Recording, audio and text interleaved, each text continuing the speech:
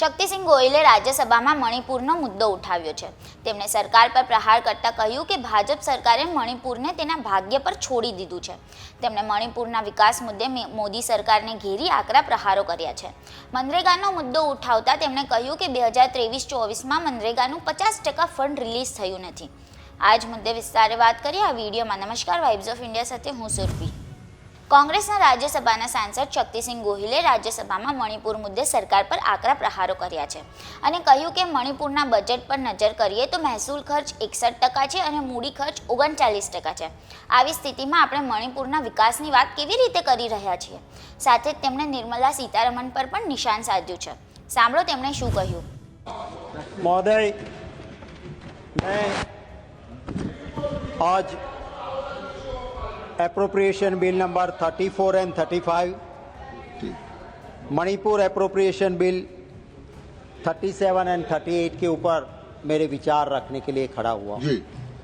महोदय, मैं सबसे पहले मणिपुर का वोट ऑन अकाउंट और मणिपुर का जो एप्रोप्रिएशन बिल आया है उसके ऊपर मैं पहले बात रखूंगा। अगर हम यहीं पे जो मणिपुर के बजट के डॉक्यूमेंट्स दिए गए हैं, सरकार ने जो अपलोड किए हैं, उसी को सिर्फ देख ले हम। बाहर कहा जाता है कि कोई चिंता नहीं, सब चंगासी, सब ठीक है। आपको मैं सिर्फ एक फिगर दिखाना चाहूंगा। मणिपुर एक छोटा राज्य है,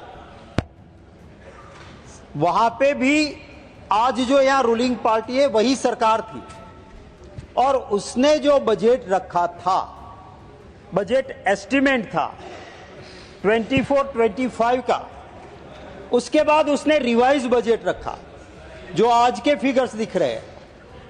और बजट और रिवाइज बजट के बीच में सरकार को जो रेवेन्यू रिसिप्ट होनी थी, महोदय, 3,34,223 लाख रुपये, the figures in lakhs, 3,34,223 सरकार की रेवेन्यू जो एक्सपेक्टेड थी वो रिवाइज एस्टिमेट में कम करनी पड़ी। माने इतनी बड़ी आवक सरकार की कम हुई, तो आपको इस बात से इस सरकार को चिंता होनी चाहिए कि जब स्टेट की इनकम आपके बजट से रिवाइज बजट में इतनी कम हुई, इसका मतलब ये है कि वहां पे लोगों को बहुत बड़ी दिक्कत है और हम इसको स्वीकार नहीं कर रहे हैं।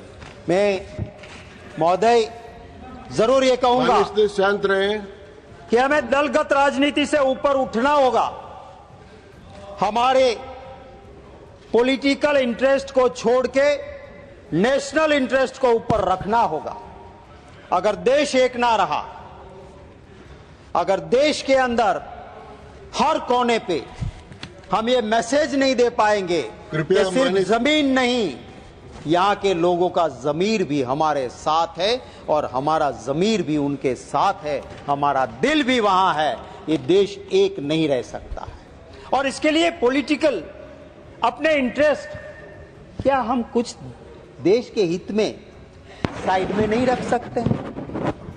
जब ये देश आजाद हुआ महोदय, पूरी दुनिया कहती थी कि इतनी सारी भाषाएं, कृपया शांत रहे, माननीय सदस्य सुने। इतनी सारी कास्ट, इतने सारे लोग, आजादी के बाद ये देश एक नहीं होगा, इसके टुकड़े टुकड़े टुकड़े हो जाएंगे। ये कहने वाले दुनिया भर में लोग थे। हमें नमन करना चाहिए आजादी के बाद जो हमारे पूर्वज आए, जिन्होंने शासन चलाया, जिन्होंने देश चलाया, इस देश को एक और अखंडित रखा। आज हम क्या करते हैं? उस मणिपुर के लोगों को कब यह एहसास होगा कि पूरा देश मेरे साथ है? जब हमारे प्रधानमंत्री वहां जाके उनके दुख में हिस्सा लेते, उनके दर्द को महसूस करते। हम ये पार्लियामेंट सब दलगत राजनीति से ऊपर उठ के मणिपुर में लोगों की दिक्कतों के लिए चर्चा एक आवाज में करते, और यूनेनिमस रेजोल्यूशन पास करते कि मणिपुर का दर्द कोई मणिपुर स्टेट का नहीं, पूरे देश का है और पूरा देश आपके साथ है। क्या हम ये नहीं कर सकते थे?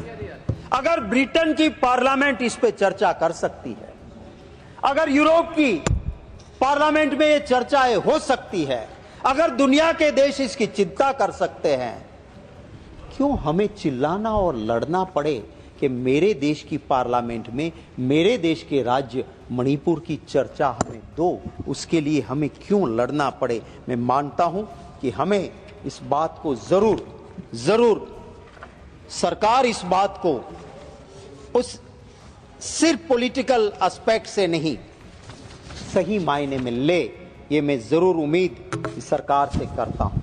सर, हम रोज देखते हैं और इतने महीनों तक जहां दिक्कतें रही,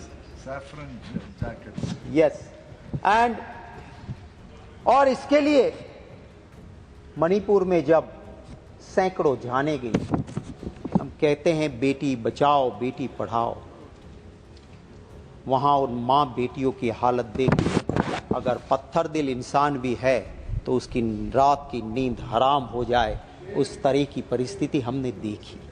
हमने 60,000 लोग बेघर हो गए, 60,000। आप कल्पना तो कीजिए कि उस राज्य में उन लोगों की हालत क्या होगी। और सर, ये ऐसा राज्य है कि जहां पे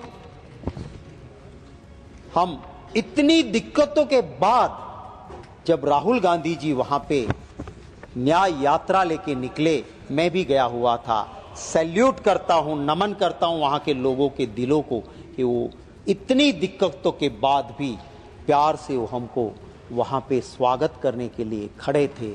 मैं प्रधानमंत्री जी से कहता हूं कि लीडर ऑफ ऑपोजिशन गए, आप भी जाके देखिए।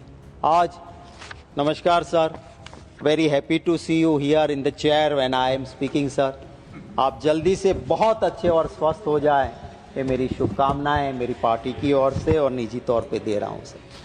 सर, मैं ये कहता था कि 21 महीने से जहां दिक्कतें चली है और जो बजटेरी एलोकेशन है वो 2,866 करोड़ इस बजट में मणिपुर के किसके लिए दिए हैं? A budgetary allocation of 2,866 crores for 25-26 has been made towards incentives for police personnel posted in sensitive areas. ये वहां के लोगों के अधिकार के पैसे हैं। भारत सरकार को ये पैसे स्पेशली देना चाहिए, वहां के बजट से हमें नहीं लेना चाहिए, उन लोगों से ये पैसे हमें नहीं लेना चाहिए।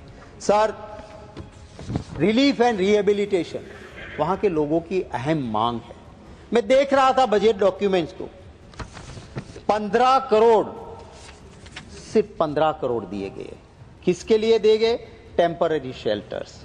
35 crore toward the housing displacement, 100 crore for the relief operation. Is it enough? क्या हम इसे संतुष्ट हो सकते हैं? जब 60,000 लोग बेघर हुए हैं, जब सैकड़ों जाने गई है, जहां डिस्ट्रेस है, वहां हमें उदारता दिखानी चाहिए। सर, भारतीय जनता पार्टी वहां राज्य कर रही थी, शासन आता है शासन जाता है। हमें हमारी पॉलिटिकल पावर जनता जनार्दन देती है और हमारा अहम काम उन्हीं लोगों की सुरक्षा और हित, ये डेमोक्रेसी में सबसे बड़ी जिम्मेवारी हमारी। मैं देख रहा था बजट एट ग्लांस मणिपुर का।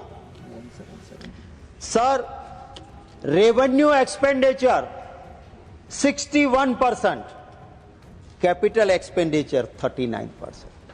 कौन से विकास की बात करते हैं? जब आपका 61% बजट सिर्फ तनख्वाह और आपके दूसरे कामों में जाता है, जहां से कोई एसेट नहीं बन रही है, सिर्फ 39% आप उसको ये ब्लाइंड बजट में दे रहे हो, कैसे मणिपुर का विकास होगा? मैं मनरेगा की बात भी देख रहा था। 2023-2024 में 50% मनरेगा का फंड वो रिलीज नहीं हुआ है मणिपुर में। क्या हमें चिंता नहीं होनी चाहिए? There are concern about Manipur economical stagnation. Sir, पूरे देश में पर कैपिटा इनकम कम वाले राज्यों में से मणिपुर आता है। हम बात अगर जीएसटीपी की करें तो ग्रॉस स्टेट डोमेस्टिक प्रोडक्ट वो स्टैग्नेंट होकर रखी है। क्या हम इस राज्य के लिए कुछ ज्यादा उदार नहीं हो सकते थे? भारत सरकार से हम पैसे हमारी प्रसिद्धि के लिए या इकोनॉमिक मेजर्स ले लें, मंत्रियों के खर्चे में भी थोड़ा कम कर लें, अरे हमारी भी तनख्वाह थोड़ी काट लो, पर मणिपुर के लोगों की चिंता करो। मैं यही कहना चाहता हूं। मैं जरूर इस बात से चिंतित हूं कि जो एलोकेशन हुआ है उसमें अभी मणिपुर में बहुत बड़ा फ्लड आया, और मैं जानता हूं, मैं बिहार का प्रभारी रहा हूं, बिहार में भी फ्लड मैनेजमेंट के लिए जरूरी है, पर जहां चुनाव आता है उस वक्त उस राज्य की तो बड़ी जाहिरात, बड़ी पब्लिसिटी, बड़े एलोकेशन का नाम होता है, फिर मिलता तो नहीं उसी स्टेट को भी। उसी तरह आपने बिहार के लिए 11,500 करोड़ का अनाउंसमेंट बजट में किया, आई होप मिले, पर मणिपुर में जो जरूरत है। एक सेकंड सर, प्रभारी का मतलब जी, प्रभारी का मतलब सर पार्टी की ओर से in-charge, I was in-charge for Bihar and that is why sir I know कि बिहार को वाटर मैनेजमेंट की बहुत जरूरत है। कुछ एरिया में फ्लड भी आता है। जिस पार्टी के वो सदस्य जी जी, आप भी थे साहब हमारे उसी पार्टी से, तो उसका मैं जानकारी लेने में कोई दिक्कत नहीं है रमेश जी।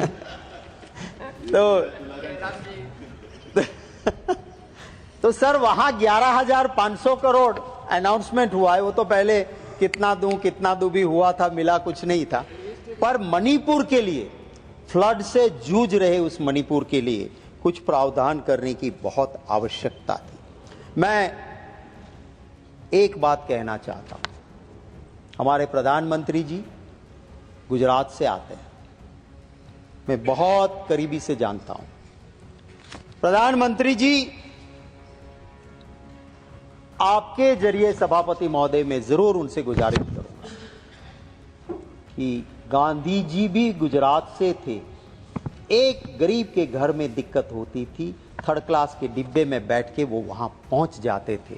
आज मणिपुर, प्रधानमंत्री जी आप जाइए, हमारे गुजरात वो गांधी का गुजरात है, जहां की ये परंपरा है कि एक दुखी होता है तो सत्ता में बैठे हुए के आंख में आंसू आना चाहिए। ये गांधी मॉडल गुजरात का है, उसी को नजर में रखिए। आप तो कहते हो, आपके लोग, कि प्रधानमंत्री जी विश्व में इतने बड़े लीडर है कि यूक्रेन और रशिया की वॉर रुकवा सकते हैं, और वही रुकवाएंगे। और कुछ सोशल मीडिया में अंधभक्त कहते हैं पापा ने वॉर रुकवा दी, पापा ने वॉर रुकवा दी। मैं कहता हूं मणिपुर में शांति करवा दो। यूक्रेन और रशिया की वॉर की जगह जरूरत यह है कि आप जाइए वहां, लोगों के बीच जाइए। और मैं कहता हूं कि वहां के लोग इतने अच्छे हैं कि आपको कोई दिक्कत नहीं होगी। राहुल गांधी जी वहां गए, लोगों ने प्यार दिया, डरने की जरूरत नहीं है। मणिपुर हमारा है, बहुत प्यारा है, और वहां के लोग तो बहुत बढ़िया है। तो वहां जरूर प्रधानमंत्री जी जाएं, ये मैं कहना चाहता हूं। मैं अब हमारे जो 2 एप्रोप्रिएशन बिल्स आए हैं उसके ऊपर बात करना चाहूंगा। हमारे संविधान में आर्टिकल 115 में प्रोविजन है। हमारे संविधान ने बहुत बढ़िया तरीके से फाइनेंशियल कंट्रोल वो पार्लियामेंट को दिया है, और पार्लियामेंट का फाइनेंशियल कंट्रोल सरकार के ऊपर रहता है। आर्टिकल 115 के तहत आप एप्रोप्रिएशन बिल लेके आए हो। मैं पहली तो बात यह करता हूं कि क्या फाइनेंशियल डिसिप्लिन आपकी इस सरकार में है? अगर होती तो जो आंकड़े मिल रहे हैं 1,00,000 crore which was provided for budget you didn't spend 1,00,000 crore. क्या ये फाइनेंशियल डिसिप्लिन है? दूसरी बात है, मैं समझ सकता हूं कि आप एक अमाउंट एक्स अमाउंट लगाई, आपको कोई संजोग आ गए, खर्च ज्यादा करना पड़ा, constitution has provided article 115 go before the parliament, appropriation bill, and your expenditure will be regularized। पर आप तो फिगर्स तो देखिए, आप 2022 का अप्रोप्रिएशन बिल आज लेके आए हो, कौन से सेक्टर में आए हैं आपने देखा? मैं इसका विरोधी नहीं हूं, जरूरत पड़ने पे बजट के बाहर जाके खर्च करो, पर पार्लियामेंट को ये जस्टिफाई करो। जब बात होती है, मंत्री जी का जवाब आएगा। जेएनयू में पढ़ी हुई मंत्री जी है, मैं बहुत उसकी इज्जत करता हूं, क्योंकि जवाहरलाल नेहरू यूनिवर्सिटी का, देखो मेरे नाम लेते ही वित्त मंत्री जी आ गई, तो मुझे बड़ी खुशी है कि आप जवाहरलाल नेहरू यूनिवर्सिटी में पढ़ी हुई वित्त मंत्री जी है। मैं उनसे उम्मीद करता हूं कि पॉलिटिकल ऑब्जर्वेशन नहीं, कुछ चीजें आपको गुस्सा शोभा नहीं देता, आप प्यार से कहे, वो आपके जरिए मैं जरूर मंत्री जी को कहना चाहूंगा। शक्ति सिंह जी, आप I look into this observation. Sorry sir, गुस्से वाली बात अच्छी नहीं है। मैं तो उनसे नहीं नहीं, उम्मीद नहीं। रखता हूं। The entire nation and with should her be proud. smiling face, the glorious woman we can see है, बहुत अच्छी लगती है। हाँ, हमें तो उनके देख के प्रेरणा मिलती है। कुछ लोग कहते हैं जरूर जेएनयू को गुंडों का अड्डा, ये कर दो, वो कर भी दो, delete कर राष्ट्रद्रोही, पर मैं उस यूनिवर्सिटी की इज्जत करता हूं। तो मैं ये कहना चाहता था कि वित्त मंत्री जी जरूर ये कहेंगे कि संविधान ने तो मुझे तीन बार अप्रोप्रिएशन लाने का अधिकार दिया है, बट सेल्फ रिस्ट्रिक्शन है कि मैं 2 बार ही लेके आती हूं, आप लाइए। पर मैं आपसे ये कहता हूं कि आप जो डिपार्टमेंट आपके पास अप्रोप्रिएशन के लिए एक्स्ट्रा एक्सपेंडिचर करने के बाद आपके पास आते हैं, आप माननीय सभापति जी महोदय जी, आपके जरिए वित्त मंत्री जी को कहना चाहूंगा कि आप उनको थोड़ा कंट्रोल कीजिए या उनके एक्सपेंडिचर को जांच कीजिए। आपके पास आपके अप्रोप्रिएशन बिल में हमारे डिफेंस के एक्स्ट्रा एक्सपेंसेस आए, कोई विरोध नहीं है। डिफेंस में जितना खर्चा करना चाहिए हमारे जवानों के लिए, वो हमारी सुरक्षा में है, जितना खर्चा करना चाहिए करिए। पर वहां हो क्या रहा है? जब कंट्रोलर एंड ऑडिटर जनरल ने देखा कि एक्सपायरी डेट हुआ सामान मेरे उस जवान फौजियों के लिए दिया जा रहा है, और वो जब बात उठती है तो एज ए फिनेंस मिनिस्टर आप उनको थोड़ा टाइट कीजिए कि क्या कर रहे हो आप C&AG का वो ऑडिट पारा तो देखिए कि क्या हो क्या रहा है। जिसको उस हाइट पे, उस ठंड पे रहना है, उनके लिए अगर डीजल नहीं है, उनके लिए केरोसिन नहीं है, और उनको आइस में, स्नो में, बर्फ में चलने के लिए जो जूते हैं वो गलत तरीके के मिल रहे हैं, तो खर्च कितना भी करे पर वो सही जगह जाता है कि नहीं, वो देखा जाए। देश दुनिया ने गुजरातना तमाम समाचारों માટે જોડાયેલા રહો વાઇબ્સ ઓફ ઇન્ડિયા સાથે।